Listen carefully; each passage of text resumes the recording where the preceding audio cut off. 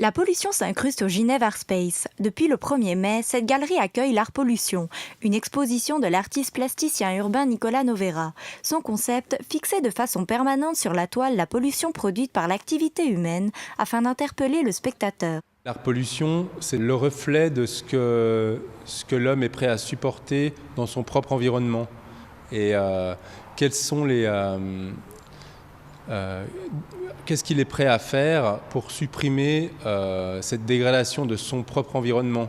On voit très fréquemment des gens dire qu'ils sont prêts à faire des efforts pour lutter là contre, et en fin de compte, ils sont prêts que la société fasse des efforts, mais pas eux-mêmes. Cible principale de l'artiste, la pollution automobile, d'où son idée d'apposer ses toiles à même le bitume afin qu'elles captent hydrocarbures, huiles et autres souillures. Un dispositif ingénieux que l'auteur doit à une expérience personnelle. C'est parti simplement d'une constatation plus ou moins esthétique, esthétiquement monstrueuse de la pollution que j'engendrais moi-même. En fait, j'avais simplement constaté que ma voiture, elle laissait des traces très intéressantes sur ma place de parking.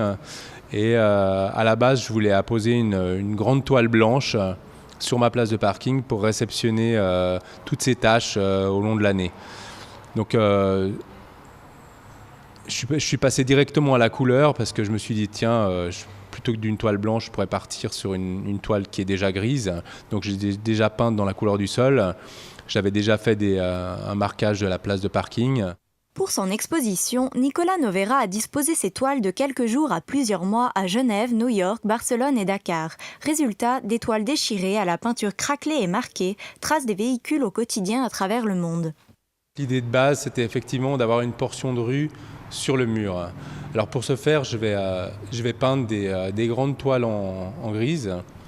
Et ensuite, je vais aller voir les entreprises de marquage routier dans différentes villes, et ces entreprises vont me peindre sur les toiles.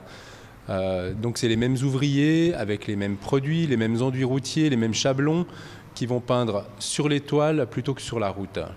Donc une fois que j'ai ces témoins de ces différentes villes, je vais poser les toiles peintes sur la route et les laisser se faire polluer par les voitures.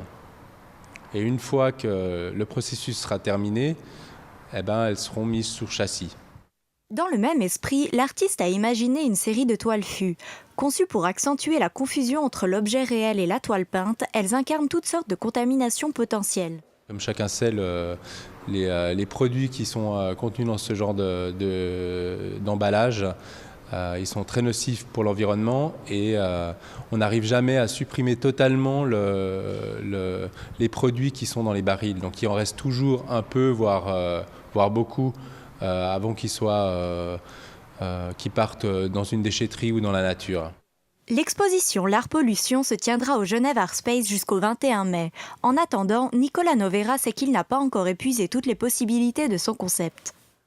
J'en suis, si je peux le dire, à la 3e génération de ce genre de toile, puisque la première génération, c'était simplement des toiles posées par terre qui réceptionnaient les taches d'huile, que ce soit dans un garage où les mécaniciens travaillaient dessus ou dans une station-service. Après, dans la 2e génération, j'ai inclus du marquage routier, et dans la 3e génération, des plaques d'égout. Alors après, il peut y avoir une évolution dans le traitement de la matière de base, qui est le gris de fond. Je peux inclure encore d'autres éléments qui font partie de notre paysage urbain.